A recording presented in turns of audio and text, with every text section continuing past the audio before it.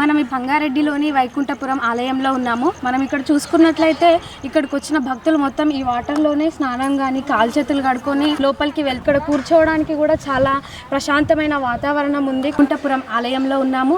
అసలు ఈ ఆలయం యొక్క ప్రత్యేకత ఏమిటి అని ఇక్కడ మన స్వామి వారు ఉన్నారు. ఒకసారి వారి మాటల్లోనే మనం తెలుసుకుందాం. జై శ్రీమన్నారాయణ. కశ్యపాన్వగే సంజాతం నారాయణ పదాశ్రితం శ్రీమన్నారాయణం వందే యతీశ్వర శ్రీయాజం. అస్మద్గురుభ్యో నమః. అస్మదాచార్య స్వామి వారు శ్రీ శ్రీ శ్రీ త్రిదండి శ్రీమన్నారాయణ రామానుజీయర్ స్వామి వారి దివ్య భవ్య మంగళ ఆశీ వైభవంతో ప్రపంచంలో అతిపెద్ద మూర్తిగా వెంకటేశ్వర అవతారంగా వెలిసినటువంటి దివ్యక్షేత్రమే ఈ శ్రీ వైకుంఠపుర దివ్యక్షేత్రం. మహాలక్ష్మి అమ్మవారు ప్రపంచంలో అతిపెద్ద మూర్తిగా 8 అడుగుల మూర్తిగా ఇక్కడి నుంచి ఉత్తమ లోకాలకు వెళ్ళాలి అనుకునేటువంటి వాళ్ళకి 7 లోకాలు దాటి ఆ పైన ఉండేటువంటి సత్యలోకాన్ని పరమపదాన్ని చేరాలనుకునే వారికి భక్తి మార్గాన్ని ఉపదేశించిన గోదామ్మవారు 7 అడుగుల రూపంగా, అంటే భూలోక భువర్లోక సువర్లోక మహర్లోక జనలోక తపోలోక సత్యలోకాలు అనబడేటువంటి 7 లోకాలలో అద్భుతమైనటువంటి భక్తి ప్రపత్తిని చాటినటువంటి గోదమ్మను కూడా ఇక్కడ మనం 7 అడుగుల సౌందర్య రూపంగా ఇక్కడ సందర్శించుకోవచ్చు. అట్లాగే సహజంగా మానవులకు ఉండేటువంటి సకల విధములైనటువంటి దృష్టిదోష గ్రహదోష ఈదిదోష రుణదోషాలు నివారణ చేసేటువంటి సుదర్శన నారసింహస్వామి కూడా ఈ దివ్యక్షేత్రంలో ఒక అద్భుతమైనటువంటి మూర్తి. అలాగే జ్ఞానానందమయం దేవం నిర్మల స్ఫటికాకృతిని ఆధారం సర్వ విద్యానాం హయగ్రీవ ఉపాస్మహి అని ఒక ఉపాసనా వైభవంతో సరస్వతి అమ్మవారు సైతం కొలిచినటువంటి హయగ్రీవ స్వామి కూడా ఈ క్షేత్రంలో అద్భుతమైనటువంటి రూపాన వెలసిల్లినటువంటి క్షేత్రము ఈ వైకుంఠపుర దివ్యక్షేత్రం. అన్నిటికంటే విశేషమైనటువంటిది దక్షిణముఖంగా శనైశ్చరితంగా స్వయంభూ రూపంగా ఒక వ్యక్తి ఒంటిపైకి ఆవహించి ఒక గుండులా ఉన్నటువంటి రాయిని కొడితే 2 భాగాలు అవుతే ఆ లోపల భాగంలో తన మూర్తిని తానే చెక్కుకున్నటువంటి ఒక అద్భుతమైనటువంటి ఆంజనేయ స్వామి స్వయంభూ రూపం ఈ దివ్యదేశంలో ఈ దివ్యక్షేత్రంలో ఉన్నటువంటి అద్భుత రూపం. శనీశ్వర రూపంగా పాదాల చెంత ఆంజనేయ స్వామిని ఆశ్రయించి ఉన్నటువంటి ఒక అద్భుతమైన క్షేత్రము, క్షేత్రపాలగా ఉన్నటువంటి ఆంజనేయ స్వామి యొక్క అద్భుతమైన క్షేత్రం ఇది. అట్లాగే పుట్టలో తానున్నట్టు ప్రకటించుకొని భూలక్ష్మి అవతారంగా సకల మంగళాలకు తానే మూలమై సర్వమంగళావతారమై వెలిసినటువంటి సర్వమంగళ అమ్మవారు వెలిసినటువంటి ఓ అద్భుతమైన క్షేత్రము ఈ శ్రీ వైకుంఠపుర క్షేత్రం.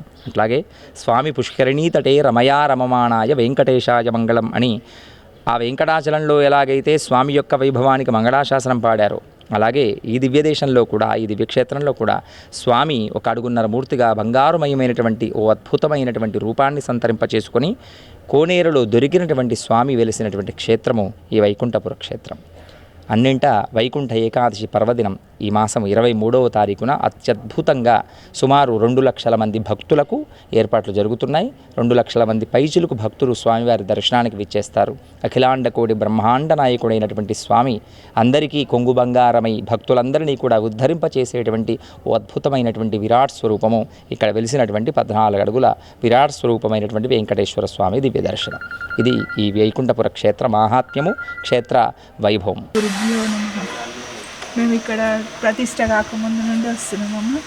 మాకు చాలా వైభవం ఉంది. మా గురు పరంపర ఇక్కడ మేము సేవ చేసుకుంటున్నాం. 10 గ్రూపులు ఉంటాయి మాకు. అందరం కలిసి సేవ. జై శ్రీమన్నారాయణ. నా పేరు రూప. ఇది వైకుంఠపురము. మా స్వామివారు కందాడే వరదాచారు గారు ఆధ్వర్యంలో మేము 10 మంది గోష్ఠి ఉన్నాము. ఒక్కొక్క గోష్ఠి పేరు దశావతారం, ఒక్కొక్క గోష్ఠి పేరు వరాహ, రామ, కృష్ణ, అలా గ్రూపులు ఉన్నాయి. ఆ గ్రూప్ నుంచి మేము ప్రతి రోజు సేవకు వస్తాము. ఇప్పుడైతే వైకుంఠ ఏకాదశి వస్తుంది కాబట్టి మా గురువు గారు మా స్వామివారు చెప్పినట్టు మేము ఏ సేవ అంటే ఆ సేవ చేయడానికి రెడీగా ఉన్నాము. అయితే ఇప్పుడైతే ఈ వైకుంఠ ఏకాదశికి వడలు లడ్డూలు సేవ చేస్తున్నాము. దశావతార గోష్ఠులు ఉంటాయి. నేను నరసింహ గోష్ఠిలో కల్పన నా పేరు.